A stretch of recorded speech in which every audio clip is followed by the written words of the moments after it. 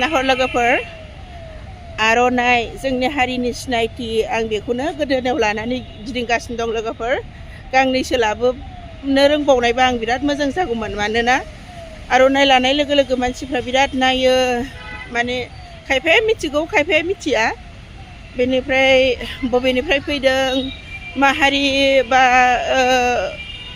बे आर'नाइनि सोमोन्दै सोङो आरोखि ओमफ्राय जों आर'नाइ लानाय लोगो लोगो जोंखौ बेलेग मोनसे सिनाखि होखायो बेनिफ्राय आं मोनफ्रोमबो जायगायावनो आं आर'नाइ लानानै गिदिंगासिनो दं नाथाय आङो गांसेल' लानानै फैफ्लांबाय लोगोफोर आं दा दंफैयो बिहार पाटनानि कुम्ब्रार पार्कआव लोगोफोर बे कुम्ब्रार पार्कआवनो राजा अश'कआ रायजो खुंदोंमोन आरो बे सम्राट अश'कनि बायखोन्दा नोगोरखौ दा बे जायगायावनो हा सिंनिफ्राय जावनानै माखासे बायखोन्दा नोगोरखौ बोखांनाय जादों बेखौनो आं नोंथांमोननो दिन्थिनो थाखाय आं दिनै बेयाव फैदों नैबेखौ नाय लोगोफोर बेयो जाबाय गोदो बै समावनो जावखांनाय मोनसे फट' आरो बे नुनाय मानसिफ्रा जाहैबाय जावखांग्रा लेबारफोरमोन लोगोफोर बेनो जाबाय पाटलिपुत्रनि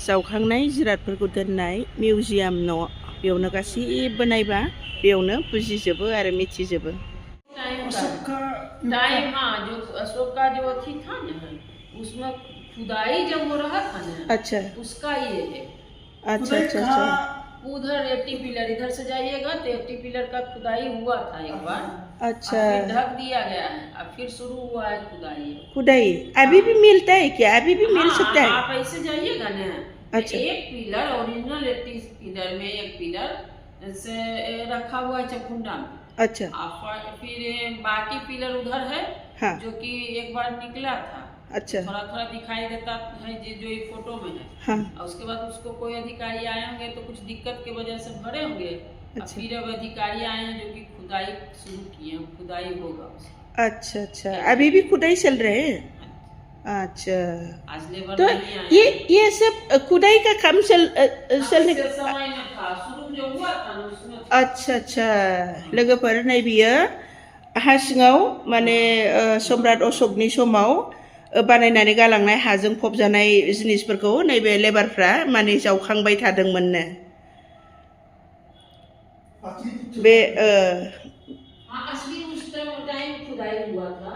बे बै टाइमाव जावनाय जाजेननाय समनि नैबे फटक आरो बेवहाय हा सिङाव जावखांनानै नैबे जिरादफोरखौ मोनदोंमोन अच्छा अच्छा इतना पिलर पर नीचे काट का था ऊपर काट का था जो कि नीचे से लीजिए ना सॉरी ये काट का है क्या ये एक स्ट्रक्चर है मतलब ढांचा है अच्छा इसी टाइप का वहाँ है अच्छा जब आक्रमण किया ना हाँ ऊपर का छत जल गया नीचे का जल गया लेकिन एक पिलर है जो देखिए यहाँ ऐसे निकलता है अच्छा अच्छा अच्छा तब फिर भरा गया है हाँ फिर अभी निकलेगा इस तरह का एक वो निकला हुआ रखा हुआ हाँ हाँ ये तो देख के आई हूँ ये जमीन के नीचे से निकला है बेफोरो गासिबो हा सिंनिफ्राय ओंखारजोबदोंनो लोगोफोर दाबो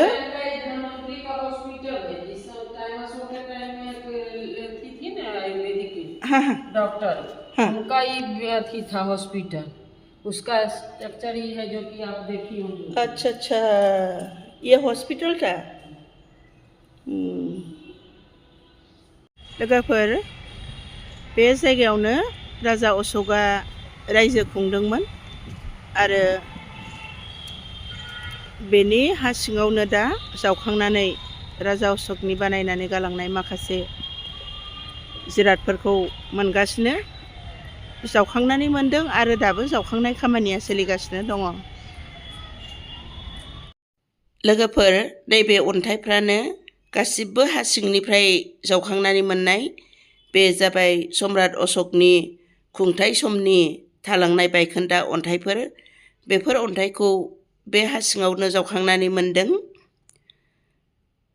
आयौ नाय लोगोफोर बेफोर जिनिसखौ सोर सोर दांलांदोंमोन बेफोरखौ नुफैनानै आं गोसोआ बिराद गोजोननाय मोनबाय नाय लोगोफोर बेखौबो नाय दहाय जोंनो दिन्थिनाय बेसेबा गिदिर गोलाव अन्थाइ खुन्था बेबो हा सिंनिफ्राय ओंखारनाय नायदो नाय लोगोफोर लोगोफोर बेखौबो नायबावदो नै बेखौबो दहाय जोंनो दिन्थिनाय हस्पिटाल होननानै दिन्थिनायखौ जों बायह्रायाव फैनानै नुफैबाय। लोगोफोर बेयो जाबाय सम्राट अशकनि समनिनो बानायनानै गालांनाय मोनसे हस्पिटालमोन आरो बेवहाय सासे हिन्जावसा डक्टर थायोमोन होननानै जोंनो फोरमायदों। नाय लोगोफोर गोदोनि बियो मोनसे हस्पिटालमोन। लोगोफोर राजा अशकनि बायखोन्दा नोगोर जि हा सिङाव फबजानानै थादोंमोन बेखौ नैबे जायगायावनो जावनानै दिहुनदोंमोन। गासैबो जायगायाव जावजोबखांबाय नाथाय नैबेयावहाय बन्द' खालामनाय जादोंमोन। दा गोदानै जावफिननाय सुरु जाबायनो लोगोफोर। आं बेखौ नोंथांमोननो एसे दिन्थिनि। बेखिनिखौ माने जावनायखौ बन्द' खालामनानै दोनथ'दोंमोननो, माने बिराद गोथौसिम जावनांगौ जानायखाय। बेनिफ्राय दा जावनाया सुरु जाफिनबाय। माने बे गासैबो फिल्डआव नाय लोगोफोर, बे गासैबो फिल्डआवनो बेवहायनो गासिबो सिङाव हा सिङाव बे राजा अशकनि बायखोन्दा नोगोरा दं होननानै मिथियो आरो दङ। हनै मोनसे खुन्था नुजानानै दंबावो। आं थांनि लोगोफोर, नैबेलाय बेयो मोनसे समाव हाजों फबजानानै थादोंमोन। नैबेलाय दा जावनानै नैबे अन्थाइखौ आरोबाव मोननो हाबावदों।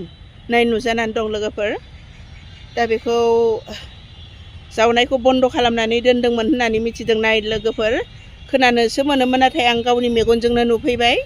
आं गावखौनो बिराद लाखि होननानै सानदों दा लोगोफोर। नै गावनि मेगनजोंनो आं हा सिंनिफ्राय जावखांनाय जिरादखौ, अन्थाइखौ आं नुफैबाय। नै बेयो नुजानानै दङ, ससे आधा जानानै दङ। हयथ' बेखौ जावखांनानै दिहुनसिगोन। बेनिफ्राय बे गासैबो फिल्डआवनो बेवहाय गासिबो हा सिङाव दंजोबो होननानै मिथिदों आरो बेखौ गासिबो जावखांजोबगोन होननानै आंनो फोरमायदों।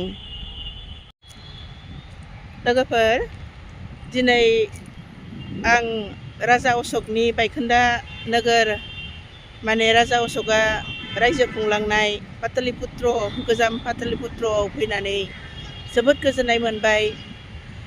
अन्थाइ जावखांनायखौ गावनि मेगनजों नुबोबाय। बेनिफ्राय आं बिराद गोजोन फैबाय। बे जायगायाव आं हिस्ट'रिकेल जिरादफोरखौ नुफैनानै बिराद गोजोनबाय। बेनिफ्राय आंनि दिनैनि भिडिअ'खौ नोंथांमोनहा माबायदि मोनदों अन्नानै कमेन्टआव फोरमायहरदो। बेनिफ्राय मोजां मोनदोंब्ला लाइक, शेयार आरो साबस्क्राइब खालामनानै होदो। Thank you.